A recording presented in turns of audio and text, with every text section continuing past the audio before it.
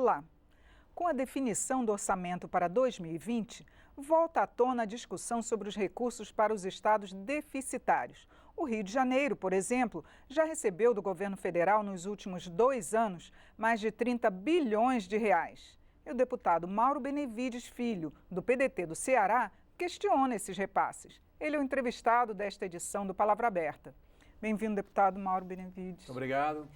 Bom, deputado, eu queria que o senhor falasse para a gente o que o Congresso pode fazer para que esses recursos que estão indo para os estados deficitários, não prejudiquem os estados que estão em dia com suas contas.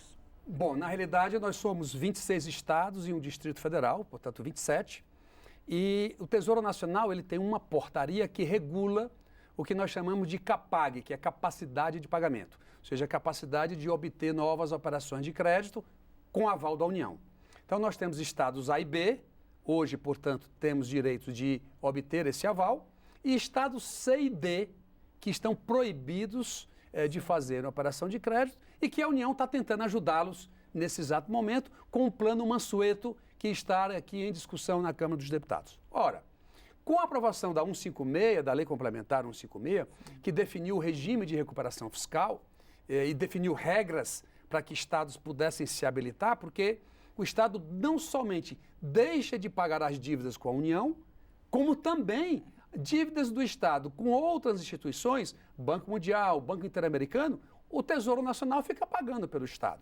Como você já adiantou, nessa primeira leva entrou o Estado do Rio de Janeiro, que até setembro, 34 bilhões, setembro de 19, 34 bilhões, o povo brasileiro já pagou para que a União pudesse efetivamente arcar com isso. No plano Mansueto, que nós estamos tentando incorporar dentro dessa recomposição dos estados C e D, colocar também os estados A e B, ou seja, são estados que controlaram as suas despesas, que diminuíram seus incentivos fiscais, que controlaram a folha de pagamento, melhoraram suas receitas, fizeram todo um processo de gestão.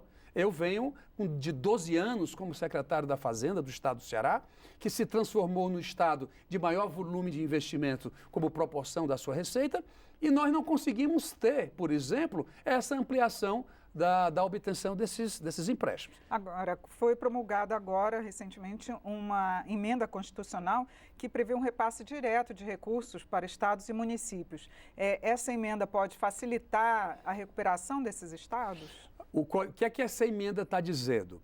Que os recursos da União, ao serem repassados para estados e municípios, que hoje há toda uma burocracia, Caixa Econômica Federal e assim por diante. Das emendas parlamentares. Das emendas parlamentares, muito bem lembrado, isso vai ser um repasse direto. Entretanto, nós estamos falando de repasses orçamentários, ou seja, de despesas primárias. Não estamos falando ainda de despesa financeira, que é o caso da operação de crédito. Veja, a União, que em 2010 investia 100 bilhões de reais por ano, a previsão do orçamento de 2020 é 19. São 19 bilhões. Ou seja, a capacidade de investimento da União tem caído assim de uma maneira de lástima inexcedível. Tamanha é a ineficiência e por uma razão muito simples também. Porque no Congresso, e aí obviamente compartilhei com os deputados amigos, ontem brilhantes deputados aqui nesta casa, a liderança do presidente Rodrigo Maia tem sido importante nessa pauta econômica, mas orçamento, por exemplo, só se discute despesa primária. Educação, saúde, segurança, tudo bem. E a despesa financeira? E a dívida pública? O Brasil tem uma dívida de 5 trilhões e 500 bilhões de reais e ninguém sabe exatamente como é isso. Paga por ano 400 bilhões de juros e veja que os juros estão caindo. Mesmo assim, é um valor muito grande. E aí o que sobra para atender os estados fica muito pequeno. Esse é o meu grande questionamento. E por último também, eu acho que os estados que estão em dificuldade, eles devem buscar realmente apoio. Agora, aqueles que fizeram o dever de casa é que não podem sair prejudicados. Essa é a ponderação que estamos fazendo no plano Mansueto, que está na casa nesse momento. Lá está inserido o artigo que permite que não somente os estados com letra C e D, mas os estados com letra A e B possam também se enquadrarem nessa redefinição do seu perfil de endividamento, eu acho que aí sim essa casa daria uma contribuição extraordinária. Agora, deputado, esse plano Mansueto, que também é chamado de plano de equilíbrio fiscal, que o governo apresentou, ele está aqui desde junho. O Congresso, a Câmara, né, que está avaliando, não andou, não foi feita uma comissão especial. O Congresso não está dando a devida ênfase, né, ou a prioridade para esse projeto? A razão desse projeto não ter andado é exatamente em função desse artigo que está inserido lá dentro, que diz que os estados de letra A e B também possam ser. E o Tesouro, o Ministério da Economia, deu uma recuada, ou seja, continua no foco que somente os estados ruins é que têm direito a obter esse aval. Ora, eu estou também informado que está sendo encaminhado pelo Ministério da Economia uma proposta de alteração lá no regime de recuperação fiscal, na Lei Complementar 156, para afrouxar as regras de enquadramento para que a União possa dar 45 bilhões de rolagem para Minas Gerais, mais 28 bilhões ao Rio Grande do Sul e mais 12 bilhões ao estado de Goiás. Ou seja, são os quatro entendeu? Que estão Então, mais não é que esses estados não devam receber, claro,